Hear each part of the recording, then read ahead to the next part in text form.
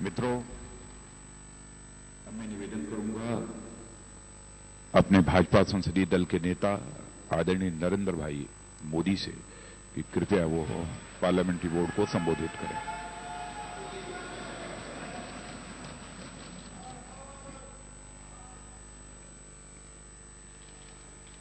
श्रद्धेय आडवाणी जी, हमारे पार्टी के राष्ट्रीय अध्यक्ष श्रीमान राजनाथ सिंह जी, भारतीय जनता पार्टी के सभी आदरणीय मुख्यमंत्री, पार्टी के सभी वरिष्ठ पदाधिकारी और नवनिर्वाचित सभी सांसद भाइयों और बहनों,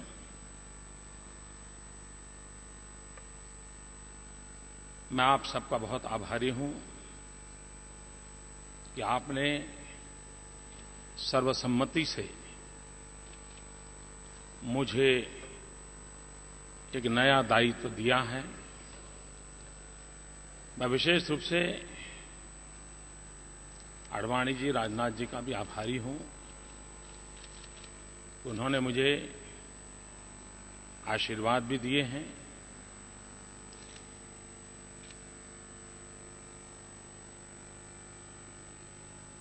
मैं सोच रहा था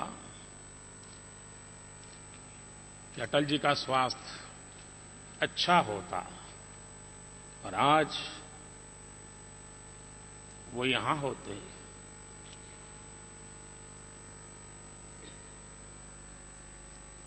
तो सोने में सुहागा होता।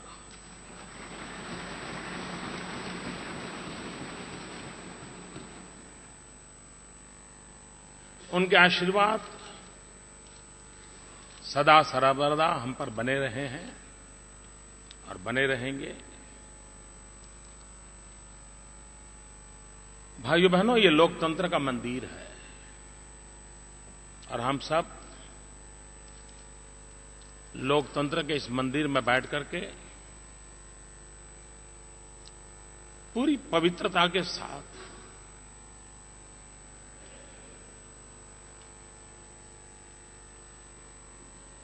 पद के लिए नहीं,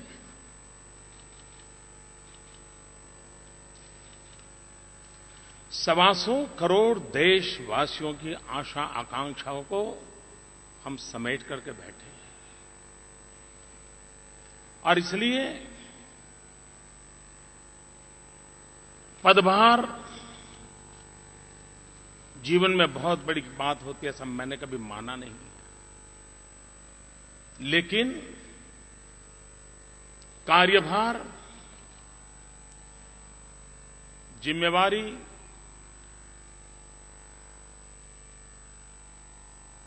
ये सबसे बड़ी बात होती है और हमें उसे परिपूर्ण करने के लिए अपने आप को सज्ज करना होगा, अपने आप को समर्पित करना होगा। 13 सितंबर को भारतीय जनता पार्टी के पार्लियामेंट्री बोर्ड ने आदरणीय राजनाथ जी की अध्यक्षता में मेरे लिए एक जिम्मेवारी तय की। 13 तारीख को तय हुआ, 15 से मैंने अपना काम शुरू किया, 15 सितंबर से। और पूरी तरह मन में एक कार्यकर्ता के भाव से जब संगठन दायित्व देता है तो शरीर का प्रत्येक कण, समय का प्रत्येक पल पार्टी ने जो दायित्व दिया है उसके लिए पूरा करने में कोई कसर नहीं छोड़नी चाहिए। मुझे ये संस्कार मिले हैं और इसलिए 15 सितंबर से जो एक परिश्रम यज्ञ शुरू किया, और 10 मई को जबकि चुनाव प्रचार समाप्त हुआ, मैंने अध्यक्ष जी को फोन किया। मैंने कहा मैं अहमदाबाद जाने से पहले दिल्ली आकर के आपको मिलना चाहता हूं। उन्होंने कहा आप थके नहीं हो क्या अभी भी? मैंने कहा नहीं, मुझे रिपोर्ट करना है। मेरे अध्यक्ष जी ने मुझे जो काम दिया है वो दायित्व 10 मई शाम को पूर्ण हो रहा है, मुझे रिपोर्ट करना है, इसलिए मुझे आना है। वो संकोच कर रहे थे, हंस भी पड़े। मैंने कहा मैं आ रहा हूं। खैर मैं पूर्वी उत्तर प्रदेश में था, मैं दिल्ली पहुंचा, उनके पास गया।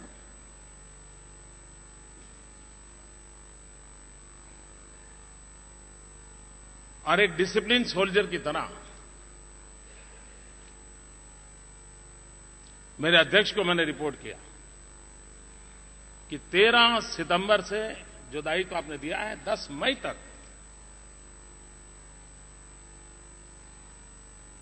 मैंने उनसे कहा कि आपने जो काम किया मैंने भली भांति करने की कोशिश की है, लेकिन एक कार्यक्रम मेरा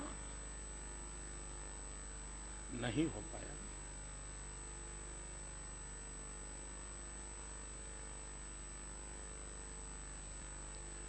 वो मेरे तरफ देखते रहे। मैंने कहा मैं इतने दिनों से दौड़ रहा हूं, लेकिन 9 मई को ही इतने सारी दौड़ धूप के बीच, इतने पूरे अभियान में सिर्फ एक कार्यक्रम मुझे कैंसिल करना पड़ा, एक, और वो भी गोशी का, जहां पर हमारे जिला अध्यक्ष जो रैली की चिंता कर रहे थे, सुशील राय, अकस्मात उनकी मृत्यु हो गई। लेकिन एक कार्यकर्ता के नाते इस पवित्र धरती पर भी आपको रिपोर्ट करता हूं कि मैंने जो काम दिया उसको पूरी तरह करने का प्रयास किया है।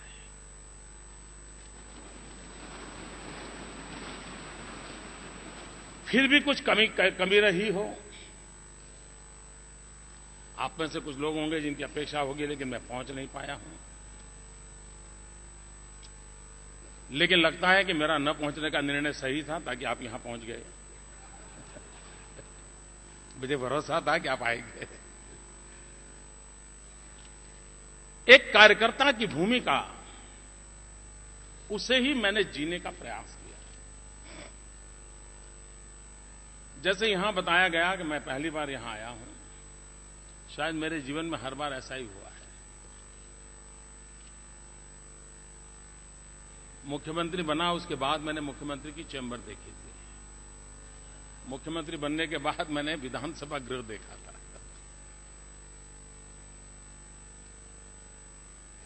आज भी ऐसा ही एक अवसर आया है। लेकिन हम इस ऐतिहासिक स्थान पर बैठे हैं, तब मैंने प्रारंभ में कहा ये लोकतंत्र का मंदिर है। 125 करोड़ देशवासियों की आशा आकांक्षाओं इस पवित्र मंदिर पर टिकी हुई है।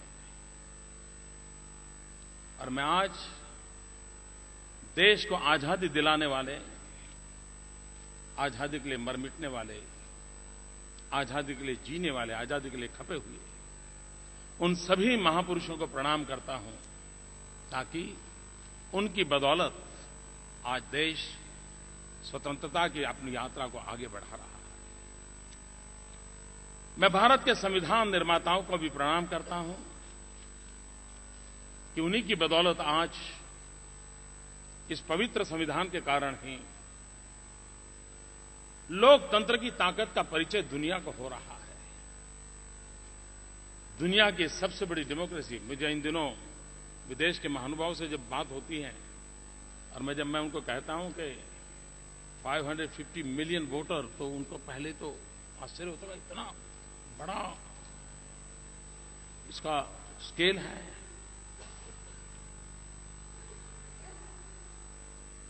हमारे संविधान निर्माताओं ने देश को जो संविधान दिया उसकी ताकत देखिए कि एक गरीब परिवार का व्यक्ति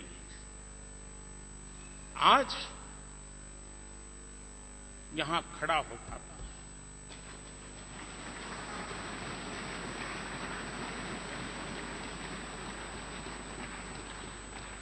ये लोकतंत्र की ताकत है, ये संविधान का सामर्थ्य है जिसने हमें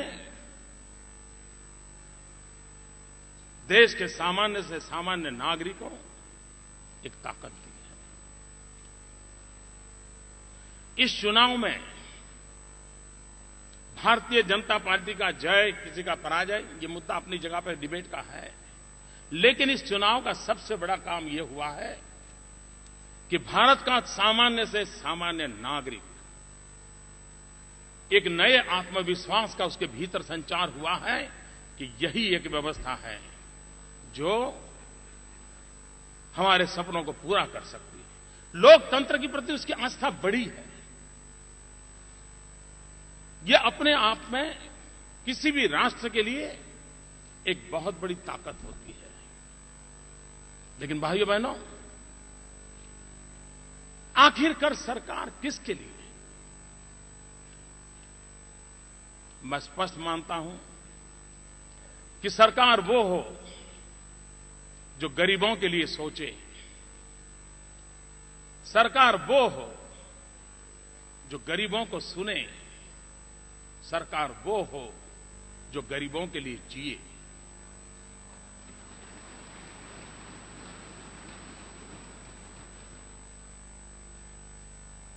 और इसलिए नई सरकार देश के गरीबों को समर्पित है,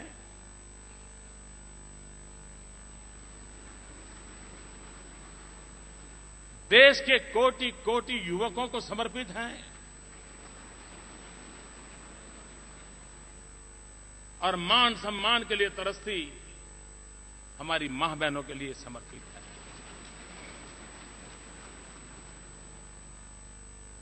गांव हो, गरीब हो, किसान हो, दलित हो, पीड़ित हो, शोषित हो, वंचित हो, ये सरकार उनके लिए है। और इसलिए हम सबकी प्राथमिकता उनकी आशा आकांक्षाओं की पूर्ति के लिए हो, यही हमारा प्रयास रहेगा। और हम सबकी भी वही जिम्मेवारी है, क्योंकि हमें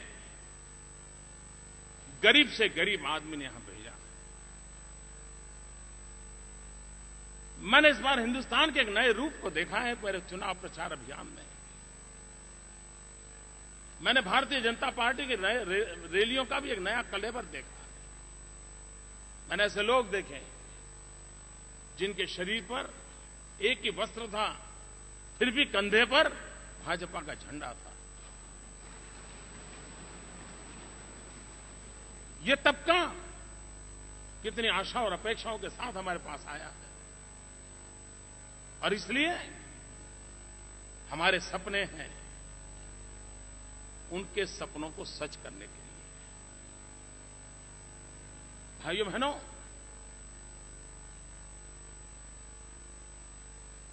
आडवाणी जी ने एक शब्द प्रयोग किया, मैं आडवाणी जी से प्रार्थना करता हूं वो शब्द उपयोग न करें। उन्होंने कहा नरेंद्र भाई ने कृपा की।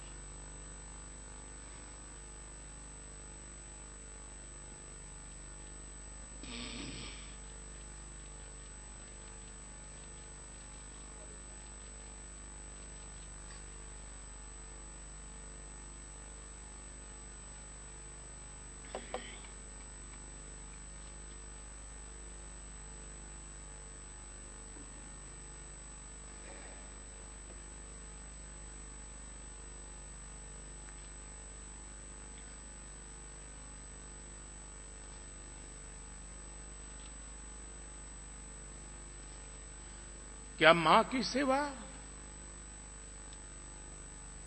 कभी कृपा हो सकती है?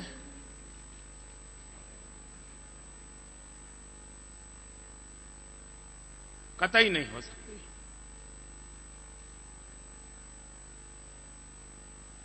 जैसे भारत मेरी मां है,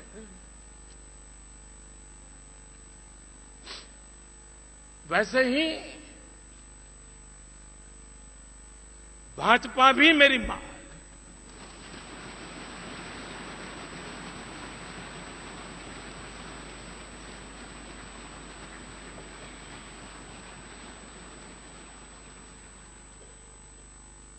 और इसलिए बेटा कभी मां पे कृपा नहीं कर सकता। बेटा सिर्फ समर्पित भाव से मां की सेवा करता है। कृपा तो पार्टी ने की है कि इस मां की सेवा करने का मुझे अवसर दिया है।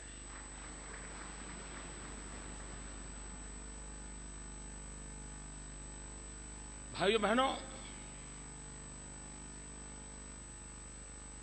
मैं कभी ये सोच नहीं रखता हूं कि पुरानी सरकारों ने कुछ किया नहीं है। ये सोच मैं नहीं रखता, और न ही भारतीय जनता पार्टी का कोई कार्यकर्ता रखता। देश आजाद हुआ तब से जितनी भी सरकारें आई, उन्होंने अपने अपने तरीके से देश की सेवा करने का प्रयास किया है, अपने अपने तरीके से देश को आगे बढ़ाने का प्रयास किया है। जो जो अच्छा हुआ है उसके लिए वे सभी सरकारें बधाई के पात्र हैं। उन सरकारों का नेतृत्व करने वाले सभी बधाई के पात्र हैं। और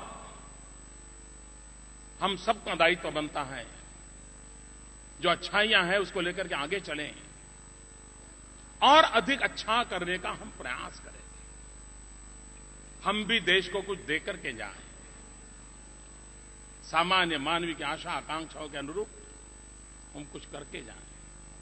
ये अगर हमारे मन का भाव रहा तो देशवासियों को निराश होने की नौबत नहीं आएगी। मैं ज्यादा इन दिनों टीवी वगैरह तो नहीं देख पाता हूं, न अखबार पूरा पढ़ पाता हूं, लेकिन जो कुछ छोटा मोटा आता है,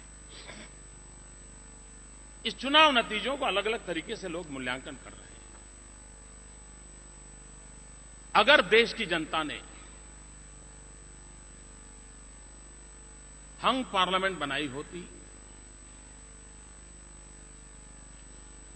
फ्रैक्चर्ड मैंडेट दिया होता, तो ये कह सकते थे कि सरकार के प्रति सिर्फ गुस्से का कारण था या एंटी एस्टैब्लिशमेंट था। वो तब होता कि सिर्फ फ्रैक्चर्ड मैंडेट होता, लेकिन पूरी प्रक्रिया में इनका छोटा मोटा एलिमेंट रहता है, उसका कोई इनकार नहीं करता है। लेकिन भारतीय जनता पार्टी को संपूर्ण बहुमत देने का मतलब होता है लोगों ने आशा और विश्वास के लिए मतदान किया है। ये पूरा वर्डिक्ट होप से है। और आपको स्मरण होगा जब अपनी राष्ट्रीय परिषद मिली थी, उस दिन मैंने कहा था कि चुनाव आशा का चुनाव है, होप का चुनाव है, और जनता ने उसी प्रकार से चले। 2013 में हमारी राष्ट्रीय परिषद मिली थी तालकटोरा में, और गुजरात में फिर एक बार हम सरकार बना करके आए थे और पार्टी ने हम लोगों का बड़ा सम्मान किया था। उस दिन एक बात मेरे मुंह से निकली थी, और मैं ये 2013 के जनवरी फरवरी की बात करता हूं, और मेरे से मुंह से एक बात निकली थी। पार्टी के सभी साथियों को मैं उसका स्मरण दिलाना चाहता हूं। उस दिन मैंने कहा था, हम चले या न चले देश चल पड़ा है। ये आवाज मेरे मुंह से निकली थी। और आज जब हम इतनी बड़ी संख्या में पूरा सेंट्रल हॉल लबालब भारतीय जनता पार्टी के समर्पित सेनानियों से भरा पड़ा है, उसका कारण देश चल पड़ा है। हम चले या न चले, उसी का नतीजा है। भाइयों बहनों,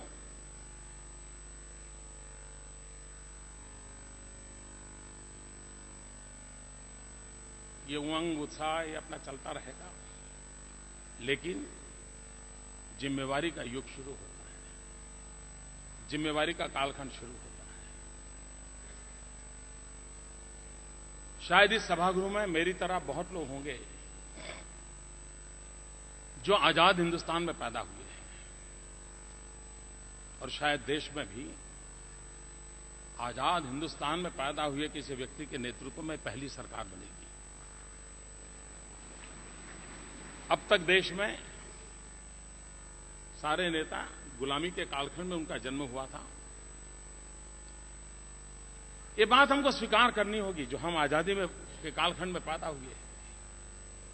हमें आजादी का जंग लड़ने का सौभाग्य नहीं मिला। हमें देश के लिए मर मिटने का सौभाग्य नहीं मिला। हमें जवानी जेलों में खपाने का सौभाग्य नहीं मिला। लेकिन कोटि कोटि जनों ने हमें देश के लिए जीने का अवसर जरूर दिया है।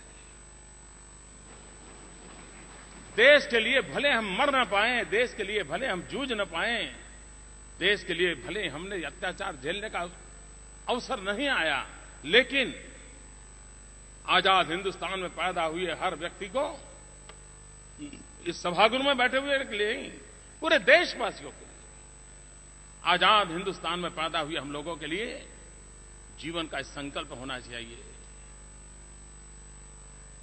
देश के लिए जिएंगे।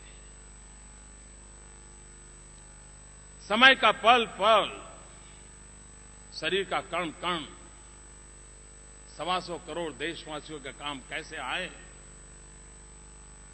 ये अगर हम सपना लेकर के चलते हैं तो देश बहुत तेजी से संकटों से बाहर निकल करके तेज गति से आगे बढ़ना शुरू कर देगा। भाइयों बहनों, मैं स्वभाव से आशावादी व्यक्ति हूं, मेरे डीएनए में ही लिखा हुआ है शायद। मुझे जीवन में कभी निराशा वगैरह मेरा कोई पता नहीं वो क्या होता है, मुझे मालूम नहीं। और एक बार यहां एक कॉलेज में मेरा भाषण हुआ तो मैंने कहा था, आज मुझे वो बात फिर से कहने का मन करता है। मैंने कहा किसी को ये गिलास बताओ तो कहता है कि आधा भरा हुआ है, कोई कहता है आधा खाली है। मेरी सोच तीसरे प्रकार की, मैं कहता हूं आधा पानी से भरा है, आधा हवा से भरा है। आपको खाली नजर आता होगा, मुझे नहीं आता है, मुझे हवा से भरा हुआ नजर आता है। और इसलिए मैं कहता हूं मैं बहुत ही आशावादी व्यक्ति और सकारात्मक मार्ग के लिए आशावादी होना एक बहुत बड़ी आवश्यकता है।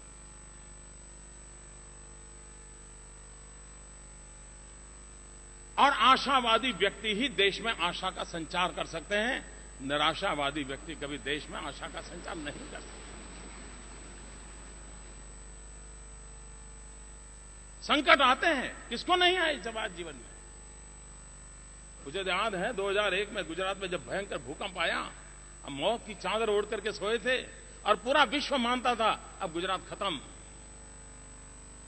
देखते ही देखते वो खड़ा हो गया, दौड़ पड़ा। भाइयों बहनों, मैं देशवासियों को विश्वास दिलाना चाहता हूं, निराशा छोड़नी होगी हमें। पुराने कितने ही बुरे अनुभव क्यों न हो, उसके आधार पर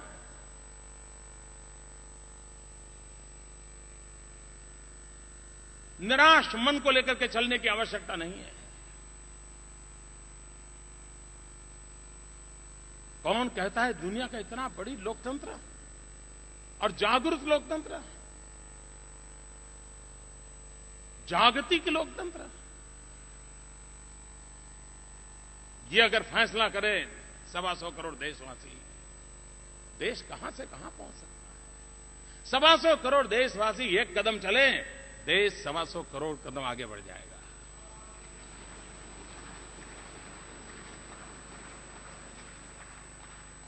दुनिया में कौन देश है जिसका बस 6 ऋतुएं हो, 6 सीजन हो? ऐसा विश्व में कौन है? हम ही तो है।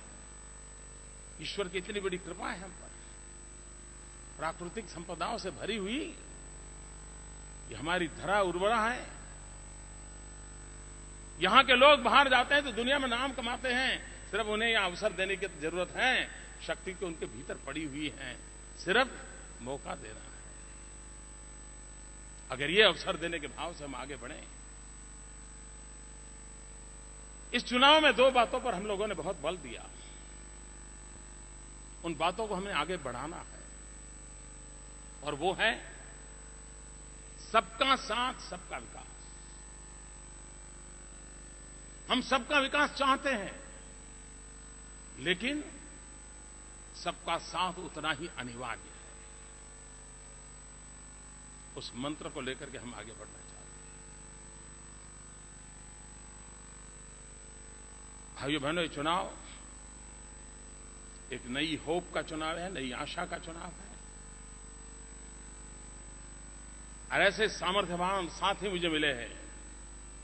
इन सामर्थ्यवान साथियों से और अपने वरिष्ठ नेताओं के मार्गदर्शन से मुझे पूरा विश्वास है भाइयों, 13 सितंबर को जो दायित्व मिला था, जिसको 16 मई को पूर्ण किया, आज जो दायित्व मिला है, मैं आपको विश्वास दिलाता हूं कि जब 2019 में हम मिलेंगे, मैं आपको, देशवासियों को फिर एक बार मेरा रिपोर्ट कार्ड दूंगा। परिश्रम की पराकाष्ठा करूंगा, अपने लिए नहीं, देश के लिए जीऊंगा। और मैंने कहा, ये सरकार गरीबों को समर्पित है। जो कुछ करने के इरादे से बैठे हुए हैं, इच्छा है, उनके लिए है। भाइयों बहनों, 2015-2016 हम सबके जीवन में एक महत्वपूर्ण अवसर आ रहा है। पंडित दीनदयाल उपाध्याय जी का शताब्दी वर्ष आ रहा है, 2015-2016। चरैवेति चरैवेति चरैवेति का मंत्र जिस महापुरुष ने जी करके दिखाया, और उसी से त्याग तपस्या के अधिष्ठान पर संगठन की पूरी व्यवस्था विकसित हुई। अभी से 2015-16 में पंडित दीनदयाल उपाध्याय जी के शताब्दी का पर्व कैसे हो, सामान्य व्यक्ति के जीवन में शुचिता का आग्रह कैसे हो।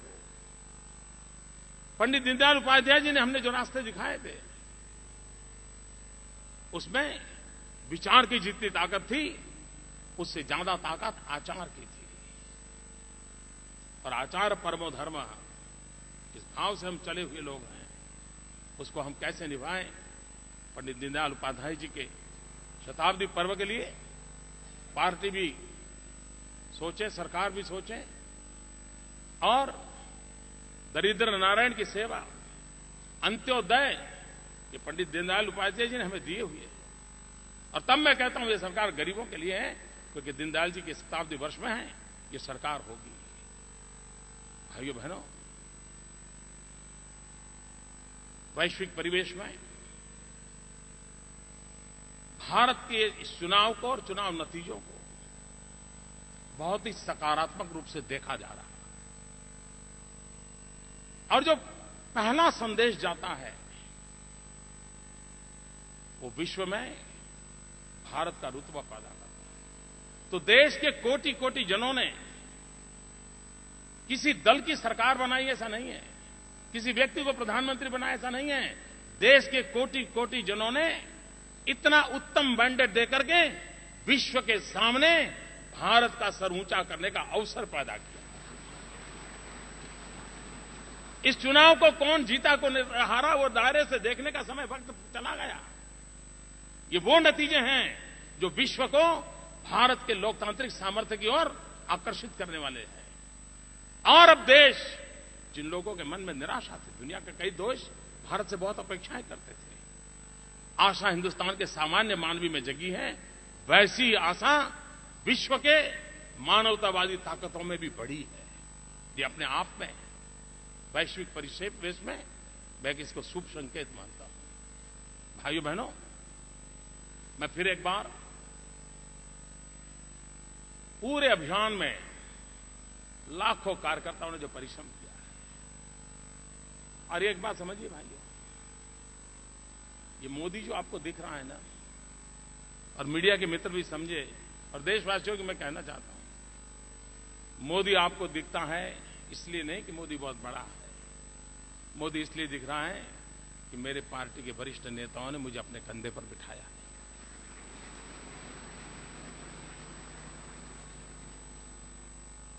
और ये विजय, कभी हम ये गलती न करें। देखिए, मुझे टिकट दिया तो कैसा जीत गया, अब तक उसको मिलता था नहीं जीतता था, ऐसे भ्रम में हम न रहें। आज हमने जो कुछ भी पाया है वो 5 पीढ़ी खप गई है तब आया है। जब जनसंघ शब्द सुनकर के लोगों को समझ नहीं आता ये लोग कौन है, कोई धार्मिक संगठन है कि राजनीतिक संगठन, ये भी पता नहीं था। उस जमाने से दीवारों पर दिया जलाते जलाते खपे हुए अनेक परिवार हैं। मैं आज उन सभी पीढ़ियों को, जिन्होंने राष्ट्रवादी विचार को लेकर के